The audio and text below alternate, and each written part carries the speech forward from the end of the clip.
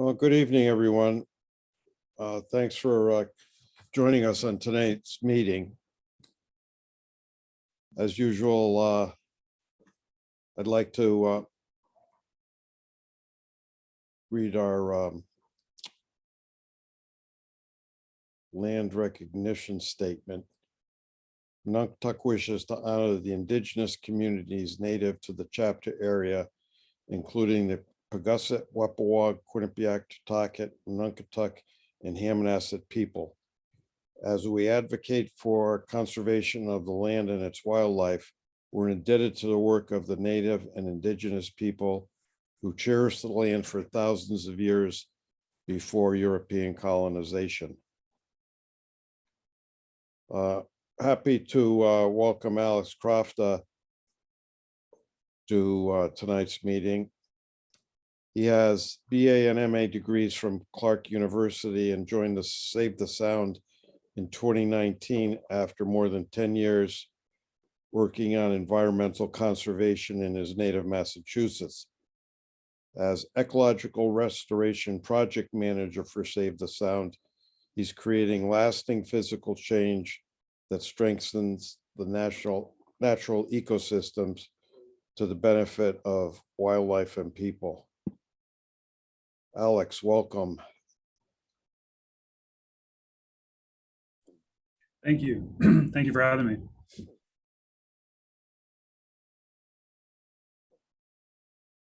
I see everybody is muted, and I thank you for that.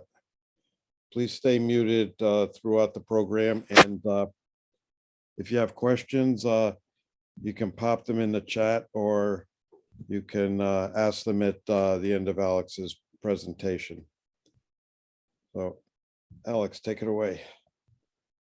Great, thank you. Situated here. You'll see my, excuse me, see my screen? Okay. That's good. Great, thank you. Yeah, thanks everyone for coming to talk about dam removal and fish passage and other restoration projects here on a Wednesday night. I'm Alex Croft, as you said, Dennis, with Save the Sound, Restoration Projects Manager. Yeah, really excited to be here. Thank you for coming. So I'm with Save the Sound. We lead environmental action of all kinds across the Long Island Sound region. Work on climate, endangered lands, the Sound, of course, and its rivers, and with a focus on restoring ecosystems, which is really where most of my work falls.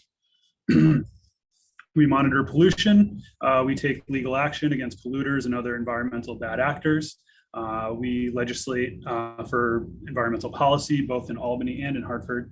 And yet again, we have projects, on-the-ground projects to restore ecological function. Climate, taking action on climate is one of our focuses. Protecting lands that, again, in part protect the Sound. Waters, of course, Save the Sound. A big focus of ours is the actual water, so water quality and things of that nature. And then, yeah, restoration. So I'm really excited about and interested in restoring not just the landscape, but the processes, the functions that make our landscape what it is and make it healthy. If you want to see the kind of work we do, hop over to our website and check out our action map. I believe it's somewhat in progress, but you can still get a sense of kind of the work that we do. Excuse me. So Dennis asked me to come and talk about dams, and I wanted to start with this image. I think when we imagine dams having an impact on wildlife, we think of something somewhere else. We think of really huge dams. We think of really big fish. We know salmon swim upstream. We know dams get in their way. But I wanted to kind of reset that thought and think about things that are right in our backyard. We might not even notice them because they're so small or ubiquitous that they're not even noticed. It might have to do with fish or other species that we never have heard of or have seen or have really thought much about. So there are actually quite a lot of opportunities to make really big environmental restoration impacts right here. So thinking about dams right here, the number is about, over 4,000 dams in Connecticut that are registered with deep dam safety. There's probably more dams that are not registered, that are small or just not known about or not mapped yet.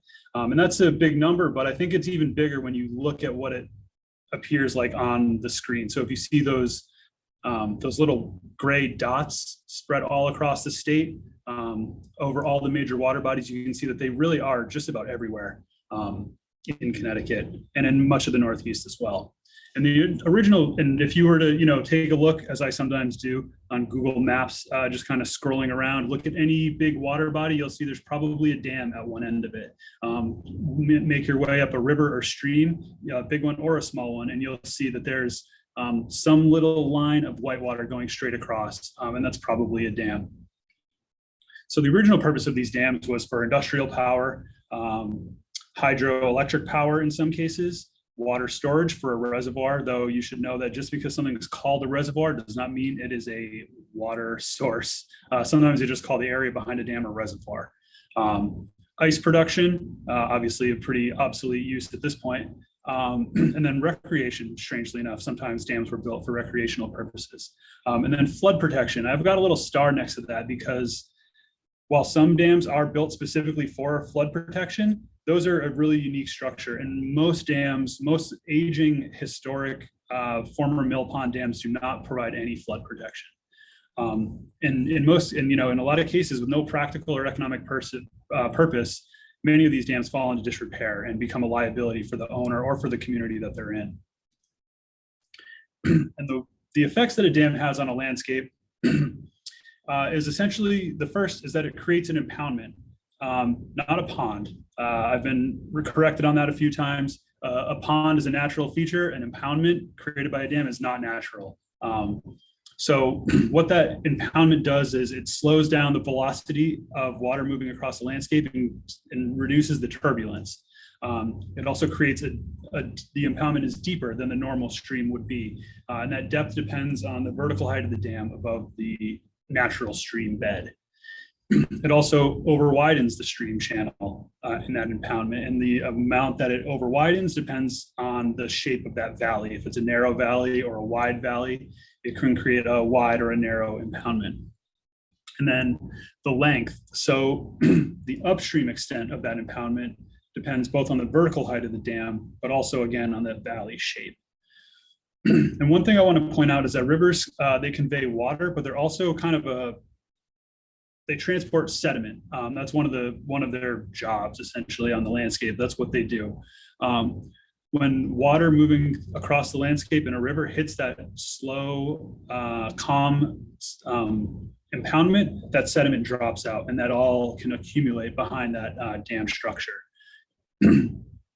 These dams can also have impacts on water quality, such as increasing water temperature and decreasing the amount of dissolved oxygen, and both in the impoundment and then also downstream, because all that water is basically pouring out and affecting the areas downstream as well.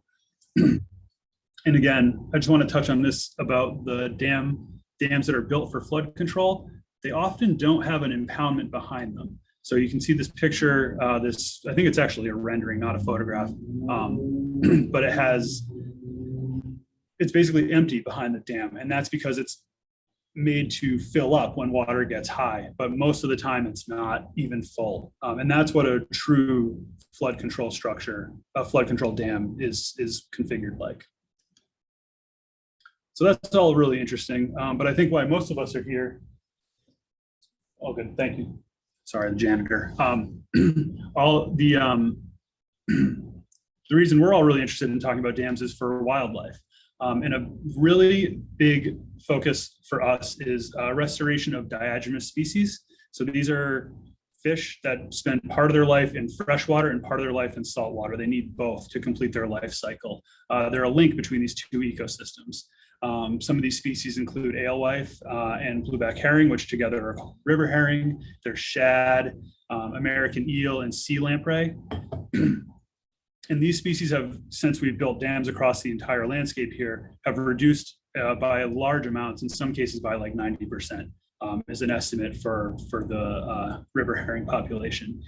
And while these might not be as photogenic as that big salmon we saw at the start of the presentation, they move in really large numbers. And because there are so many of them, they form the basis of the food chain, and lots of other species, both fish and other terrestrial wildlife, eat them in both fresh and salt water. So they're really, really important.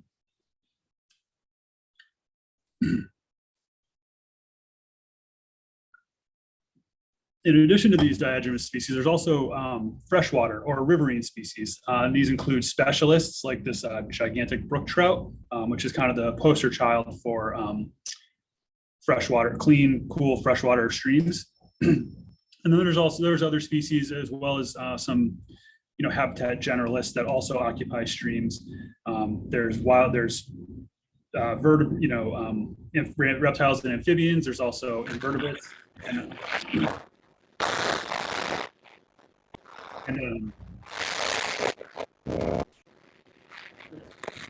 Sorry, I'm getting a lot of feedback. Are you hearing that? Okay. I just muted for. Okay.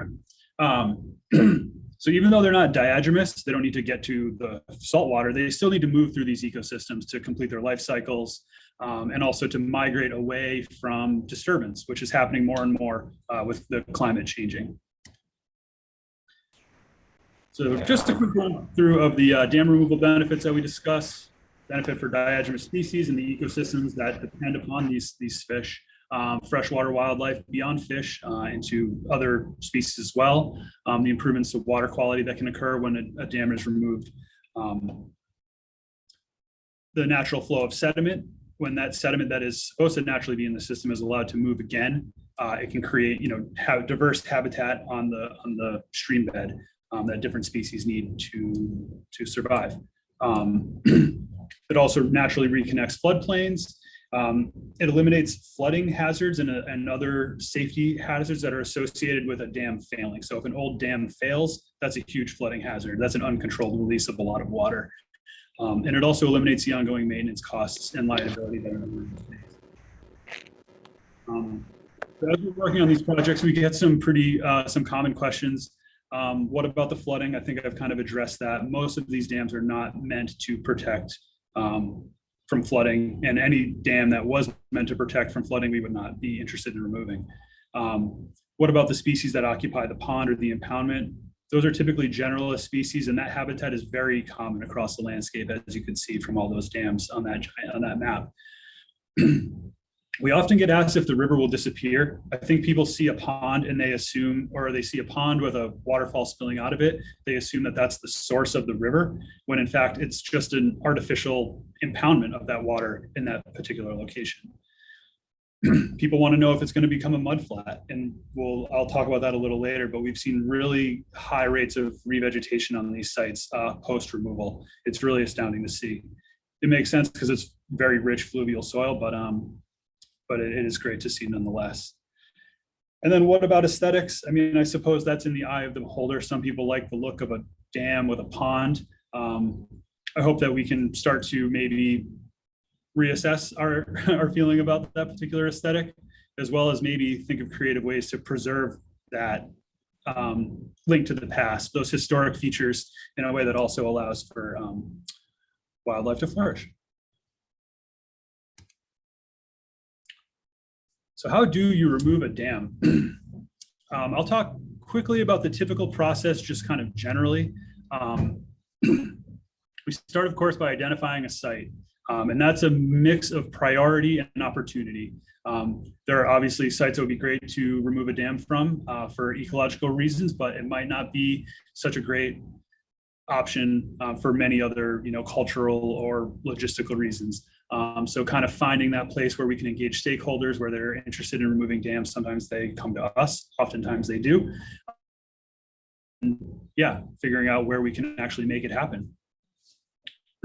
So design of the dam removal, that gets variously complicated based on a number of factors. Removing the dam is typically not that difficult. It's determining how and where that water is going to move once that dam is removed.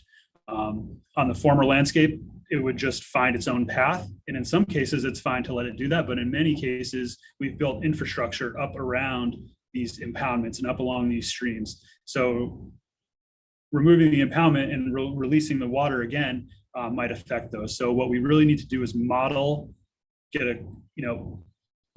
create an existing conditions map and then a proposed conditions map and see and model how the water will move through that landscape.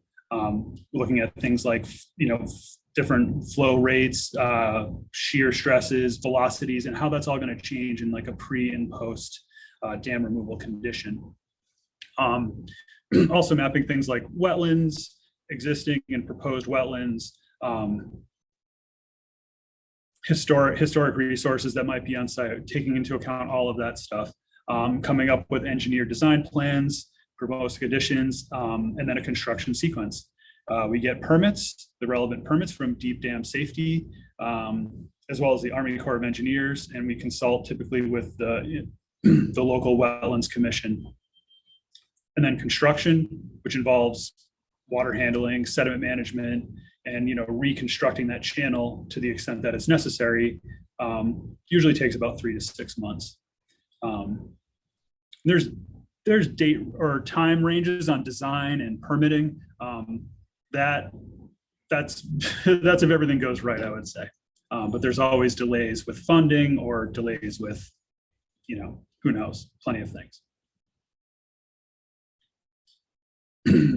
So speaking of funding, people always also ask, how much does it cost to remove a dam? And that's really a moving target. A very rough general estimate, very rough, I should say. Design and permitting, up to $250,000, and construction $500,000. It's really hard to even speak in those generalities.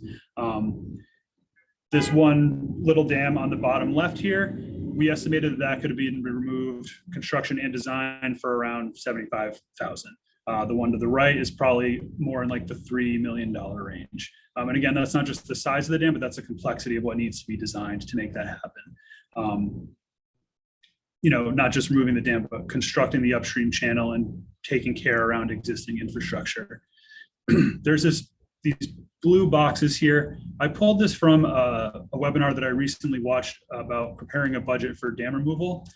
And they came up with a range that I thought was pretty good. I'm not taking credit for this. If anyone wants a link to this, they should get in touch or just check it out online. That's the New Jersey Statewide Dam Removal Partnership. They've got a low cost up to 1.5 million, intermediate cost 1.5 to 7, and then high cost removals for around 7 and up. And that seems reasonable to me.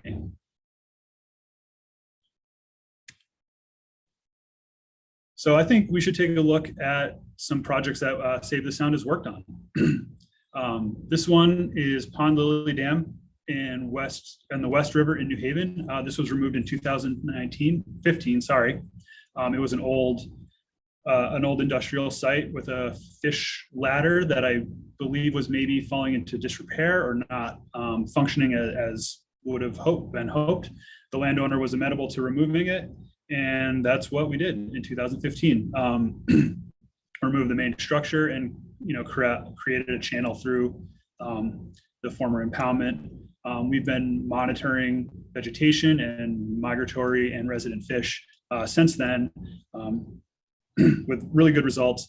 Here's John, our fish biologist, very excited about a gizzard shad that was trapped, actually migrating through post-removal. Here's another project on the Quinnipiac River in Southington in 2016. This is another industrial site with a small dam removed, but it was upstream from a set of a few other removals. So it was the next one in line for restoring fish passage. This is kind of a twofer project, 2 projects, right?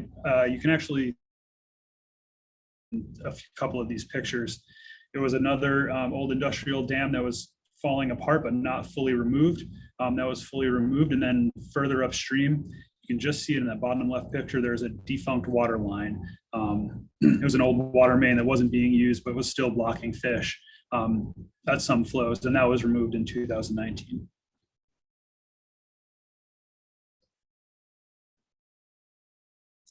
This is one that we're working on now. This is the Maroon Meadows Dam in the Norwalk River in Wilton. Anticipated construction for removal this year. It's bigger. It's 90 feet wide, 4 feet high. There have been alewives and lamprey observed downstream, which is really exciting. There was a dam removal further downstream about, I think in 2018. And just since that time, these migratory species have already moved their way up. So we're in the design process for that. We're also applying for permits, and we're hoping to get that rolling and get that out this summer.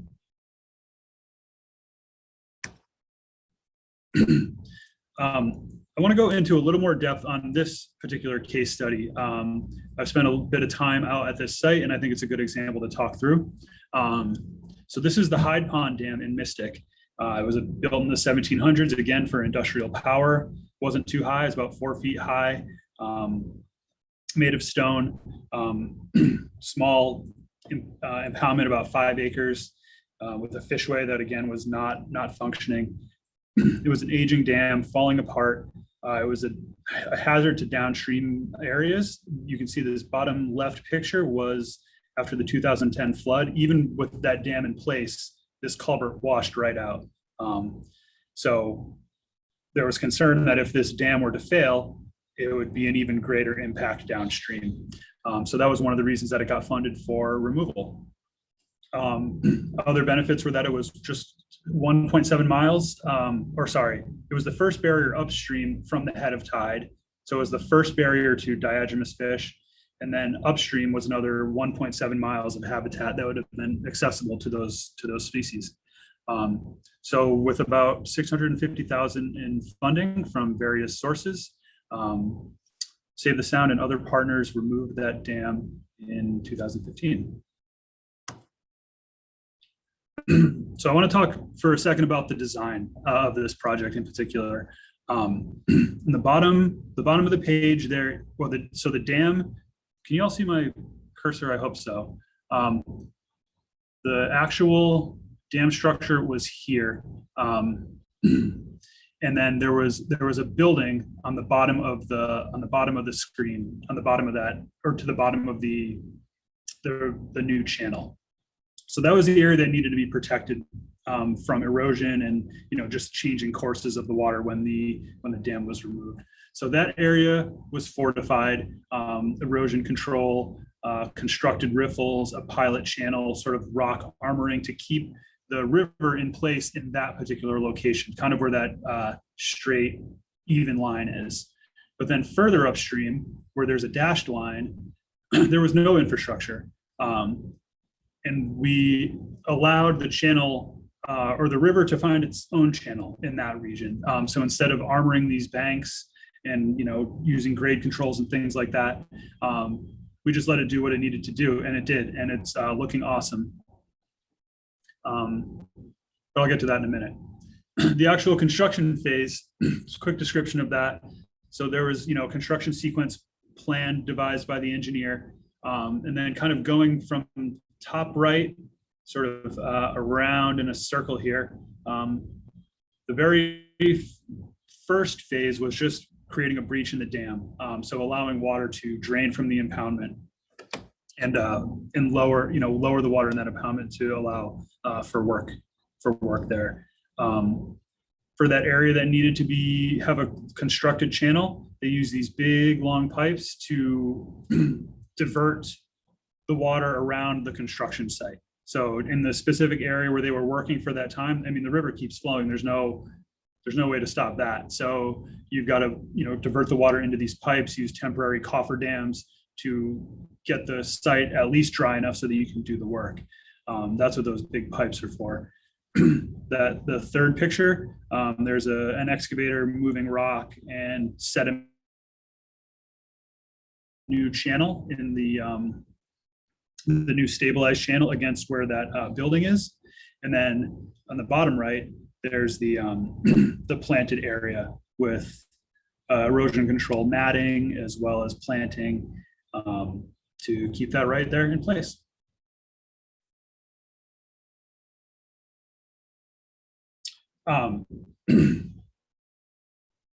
So this I wasn't involved for the initial construction, but I have been more involved with the monitoring. So that's why I wanted to talk about this. It's really exciting to see the results after removal. So we got funding to monitor vegetation, to monitor in partnership with the state Division of Fisheries, to monitor resident summer population of fish in the former impoundment. So in what was once a big pond, it's now a stream channel, and we are monitoring what's living there. We're also setting up a trap every spring upstream of the site to see what sort of migratory diagenous fish species are moving through. So we're seeing, during the summer, kind of a conversion to a more riverine specialist species assemblage of fish. So big brook trout, long-nosed dace, redfin pickerel, and other species that tessellated darter, other species that are really fine-tuned to live in cool, flowing water, as opposed to some of the generalists that would live in impoundment. This table of numbers, I know that's never fun on a slide, but if you just look at the circled column here, you see the number of alewives that we trapped upstream of the former site over the last 5 years. And that's really exciting to see those high numbers. And we wouldn't necessarily expect them to be going consistently up because the population does kind of move in cycles. But the fact that we're seeing such large numbers of fish over time is great. And then in terms of the vegetation, going to that question about it being a mudflat, you can see from this photo, I believe that center photo is 2019. It certainly is not a mudflat. We've got vegetation transects and points out there. We're monitoring every year and seeing just a diverse group of native plants, most of them wetland plants. So we're not losing wetland habitat. We're not creating bare soil. And most of that area is not planted. Only the area right by that building is what was planted. Most of what you're seeing in these photos is just natural recruitment. Not too many invasives, and we're working with the state to control what invasives are there because, they're going to be there no matter what, but not as much as we would have expected.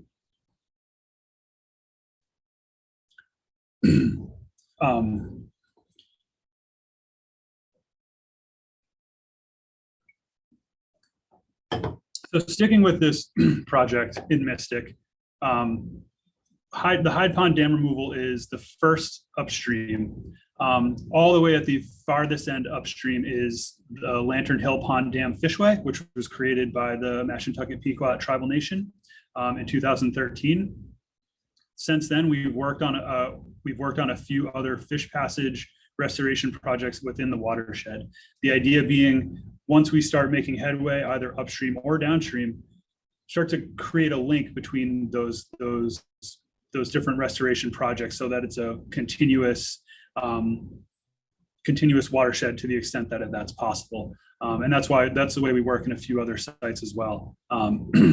Not doing one on one part of the stream and then calling that good, but actually getting the momentum. And when people start to see the restoration benefits, people often get excited to join us.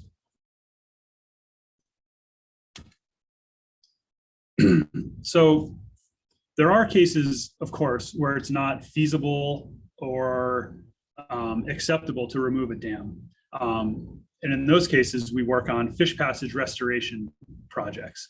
So those are commonly called fish ladders. I think the general term for any structure like this is a fishway. There's also fish elevators, sets of weirs and pools, rock ramp fishways. Essentially, they allow a fish or other species to move over a structure like a dam. We prefer, and at least in our work, whenever possible, to remove the barrier. Of course, it's not always possible. The benefit of full removal is that it restores passage for all species, not just those that are targeted by the specific type of fish passage structure. And also it allows for more of those fluvial processes like transport of sediment and floodplain reconnection that comes with dam removal. However, they are good projects. They are great practices, and we do use them in certain instances. This was one that we completed in 2020. This was a 300-year-old dam. It was not able to be removed in part because someone's house was attached to it. There was 6+ miles of upstream habitat, including a large pond. There were, like I was saying before, about whole watershed restoration efforts. There was restoration of fish passage below, downstream. So we knew that if we were to get passage here, it would be a potential diagenous fish run.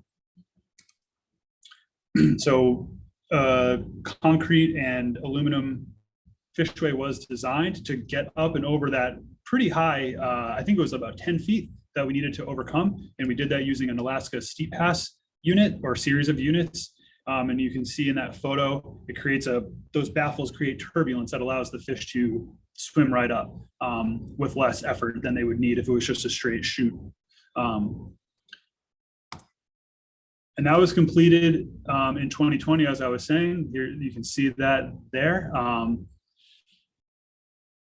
Those 2 sections of steep pass, and then the long channel that the fish can swim up and into the pond through. And I don't have a picture. I tried to find one. Last year we got migrating alewife through that structure. So migrating fish, after not being over that dam for 300 years or more, were able to access it because we built this, which was super exciting.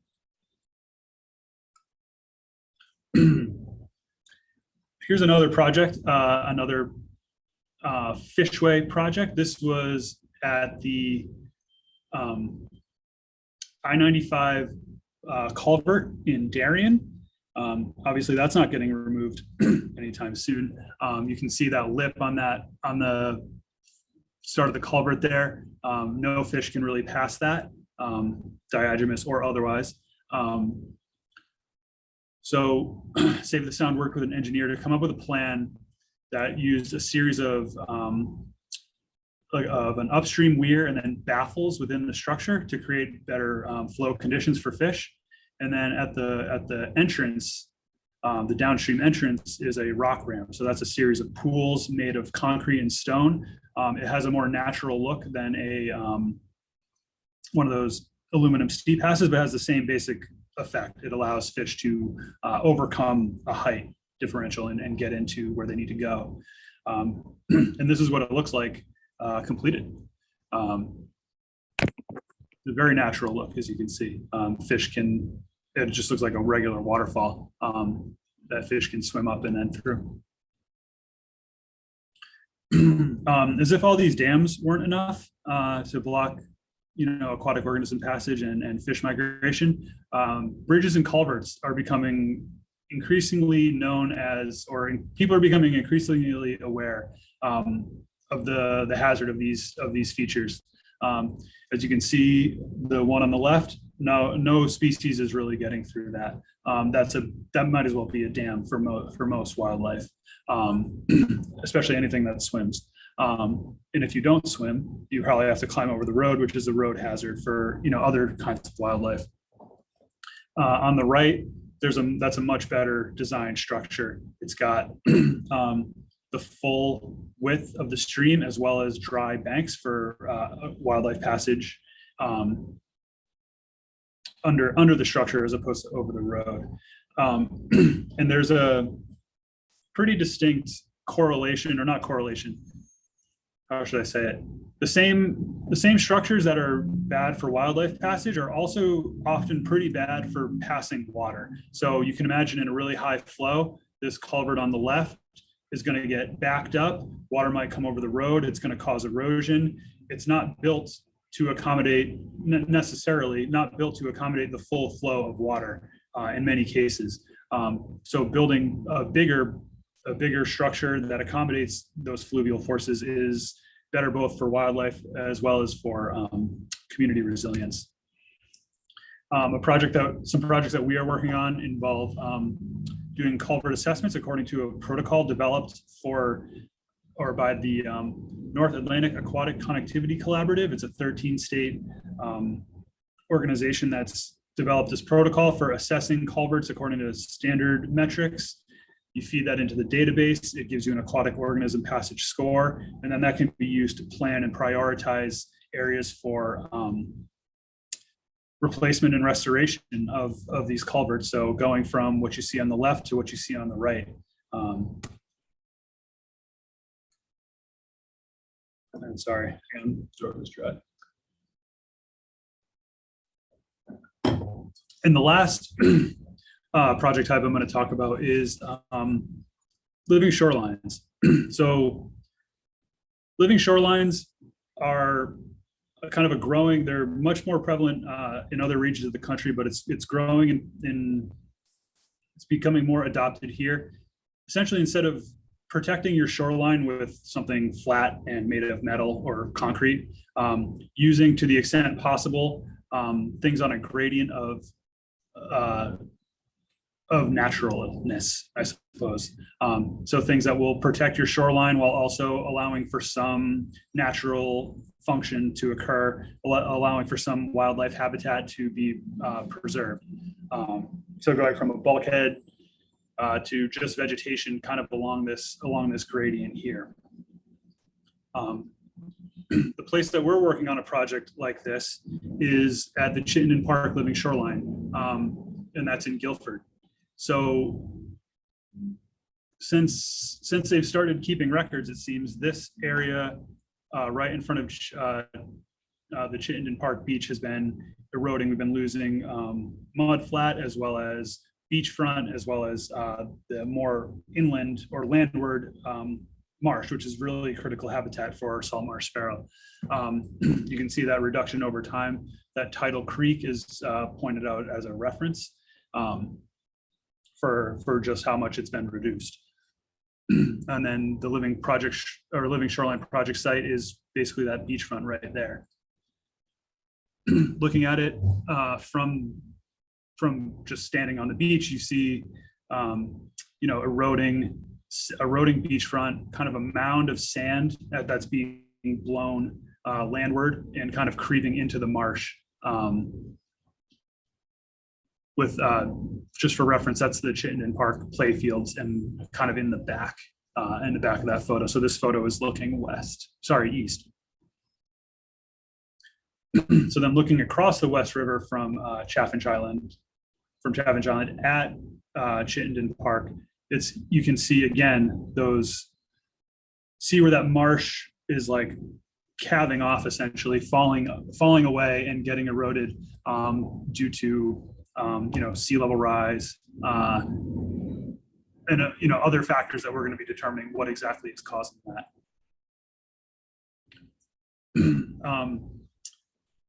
What was developed in, I believe it was 2017, is a living shoreline conceptual design. So this is employing some of those features that I showed in that first slide about living shorelines. Offshore breakwaters, sills to protect from erosion, and then marsh planting and dune restoration on the shore. So the idea is waves moving inland their energy will be dissipated. Sand that would be normally washed away will be preserved with these sills and then planted. As that wave energy environment sort of decreases, sediment and sand will build up and sort of create and restore this intertidal habitat along the shore. It will also protect that marsh, which is, as I said, really critical habitat landward, protect that from the erosion that's happening. So this conceptual design was developed in 2017, not by State of the Sound, but by a different group. it was a few groups, including planning organizations and the Nature Conservancy, and Save the Sound. We're now pursuing final designs with funding from the Long Island Sound study. So we're working on that project now.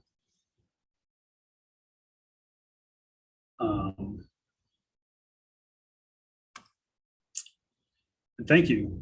I felt like I had a lot more to go and I went through it pretty quickly. So if there are questions, I'm happy to answer, or if there's anything that I really blew past, I can go back.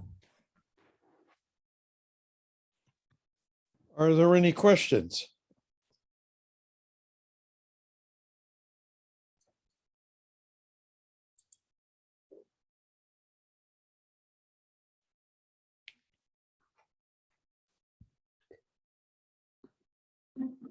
Thanks, Alex. Sure. Can you hear me? Yes, so William, do you have a Chapin, you have a question? Yes, where does the funding come from for Save the Sound? Great. So I'll scroll back. Give me 1 second here.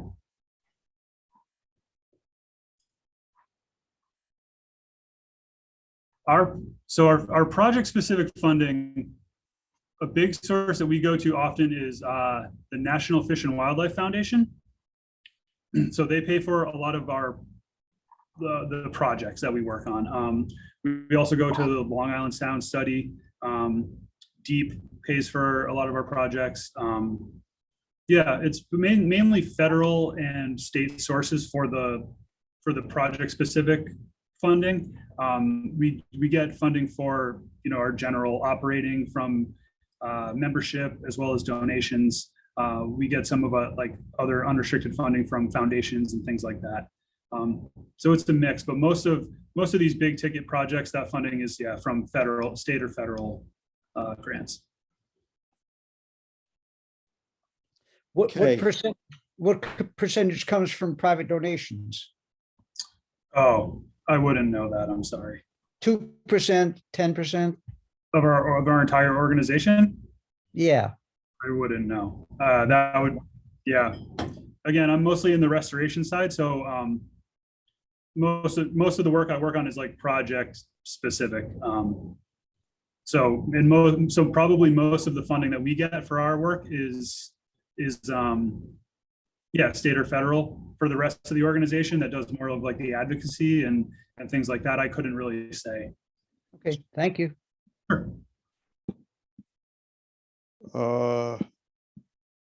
Okay, go ahead. Thank you. Hi, this is a great presentation, and I'm sorry I missed the very first part of it where you may have explained this already, but how do you select the projects you're going to be working on? Yeah, great question. So there are a number of prioritization schemes that various groups put out, various like environmental groups and planners sort of like, there's a number of like prioritization maps based on existing connectivity or quality of habitat or known populations of certain species of fish or things like that. So there's a lot of existing prioritization. We also talk very frequently with the state fisheries division, who have lots of insight into where we should be doing these projects.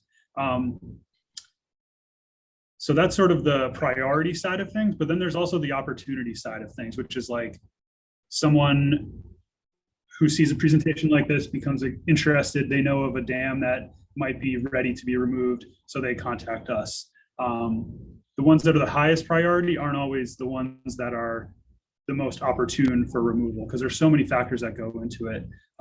So yeah, just wherever we can sort of line up ecological capacity, funding for that particular project, the logistics of doing the project, either the construction phase or even just working with the landowners and the stakeholders. Wherever is like a perfect Venn diagram of those things is where we do our projects, I guess. I put the financial information link in the chat. Let's go to Kirsten. You want to mute yourself and ask your question?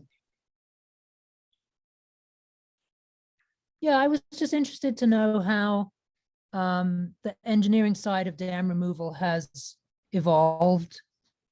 Like, what are the new sort of cutting edge technologies that you're using that have made it either easier or more expensive or less expensive, or is it cheaper to do it now than it was 10, 15 years ago? Like, what's made the difference? Right. That's a really good question. So I mentioned on the Hyde Pond example, there was the lower section that was pretty engineered and stabilized, and the upstream part that was more passive. Whereas because there wasn't a need to control the stream channel in that location, we really didn't.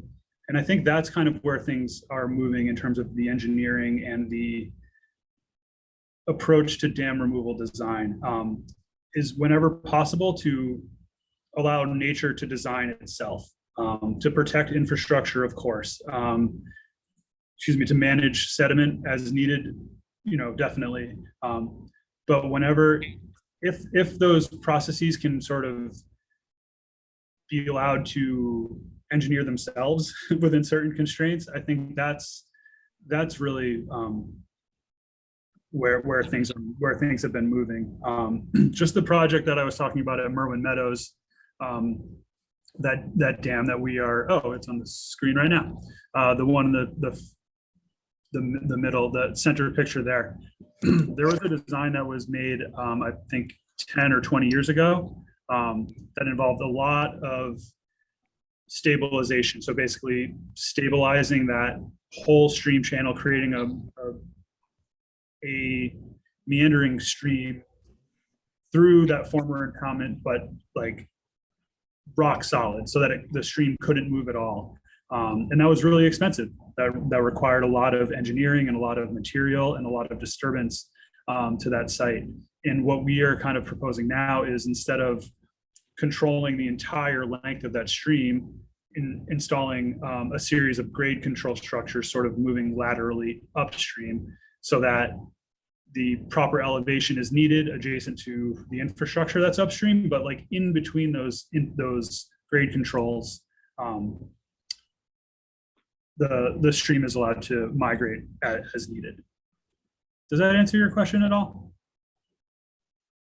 Yeah, a little bit actually. And that project is quite local to me, so I'm a little bit familiar with it through Trout Unlimited and Jeff Yates. Oh, awesome. Yep. Yeah, Okay. so there was, go ahead. No, go ahead, finish your. I was gonna say, yeah, just then Jeff might know about the original design that was developed, which was a fine design. But the direction that our team has moved on that particular project is, away from a lot of expensive engineering towards less, when that can be acceptable. Great, Okay, we'll thank go to Derek, then Gary, then Karen. Thanks. I know I had talked to you about this in the past, but I was just curious, do you have an update on like a timeline or a start date for Chittenden? Oh, a time. So we're hoping to contract with a designer in the next couple months to get that process rolling. And we're hoping to get the project advisory committee, which will be, folks like some of you probably here, that want to like weigh in and be involved. We're going to be starting that hopefully, I believe, in March, and we'll be reaching out on that. Awesome. Gary Klein?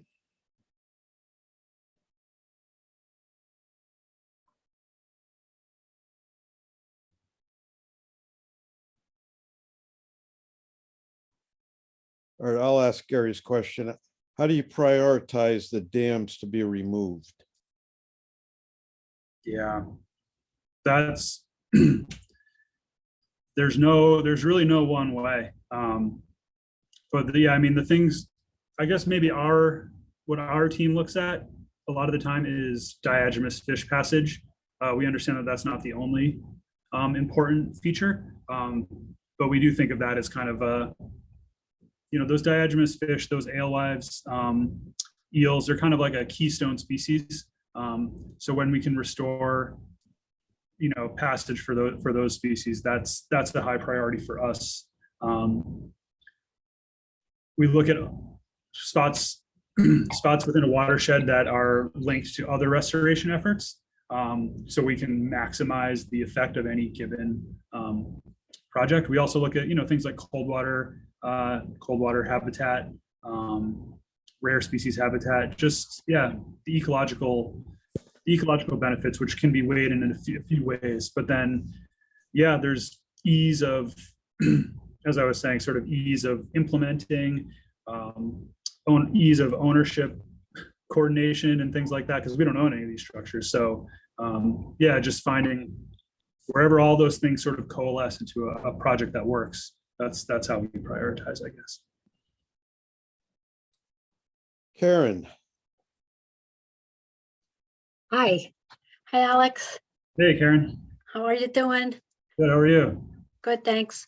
So I think the excellent presentation, but I'm interested by the culverts, and I'm just wondering if there's a short video or a class or something that you can recommend where me and perhaps my friend Joy could learn the rudiments of evaluating culverts, because I think it would be cool to know. Yeah, it is really cool to know. So the way it goes is you sign up with NAC, you take an online training course, you pass your online training quiz, and then you go with a certified observer or group of certified observers for 20 official assessments. And then once that's done, you are certified, and then you can go out and do the assessments on your own and upload them to the database. So that's kind of how it works. And I'm happy to talk to you more about that or direct you to the website. If you just look up NAC, they'll be able to help you, but I can also help direct folks. Okay, well, maybe I'll send you an email later. And That sounds would be great. great. All right, thank you. For sure. okay, I have another question here. Dam removal exposes landscapes not seen for hundreds of years. Are there any opportunities for archaeology? Interesting. So this wasn't a project that I had worked on, but I know there was a project in Massachusetts where a industrial, I don't know how old it was, but a concrete or stone dam was removed. And when it drained, they discovered like a wood crib dam was submerged behind it, which was, not great from a fish passage perspective because it was still a barrier, but was really exciting from an archaeological perspective. In terms of the archaeological opportunities that occur when you remove a dam, so we run our projects by the State Historic Preservation Office as well as the Tribal Historic Preservation Office, and they would know better than us what's out there, what potential archaeological features would be there, and if they think there is something, what they'll do is they'll require us to hire a certified archaeological consultant who will come out and, as we're doing the project, make sure nothing is disturbed or lost or ruined. But yeah, I think it does. Absolutely, it can, for sure. Thank you. Does anybody else have a question? If so, you can just unmute yourself, break in.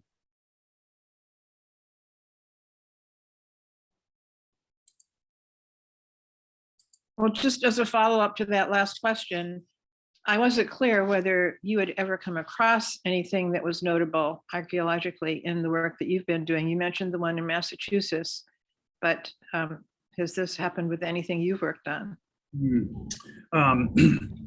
So So I haven't been on any of these projects for the construction phase, but I don't think our team has found anything during, it's not as though it's dewatered and then suddenly a bunch of, There's a skeleton.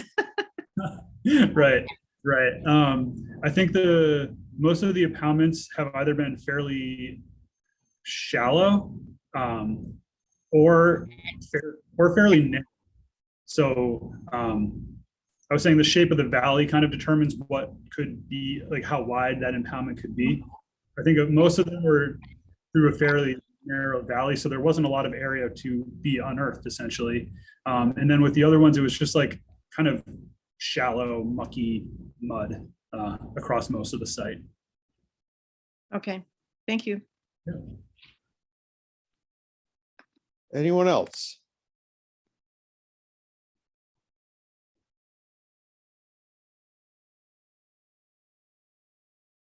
All right, thank you, Alex. Very good.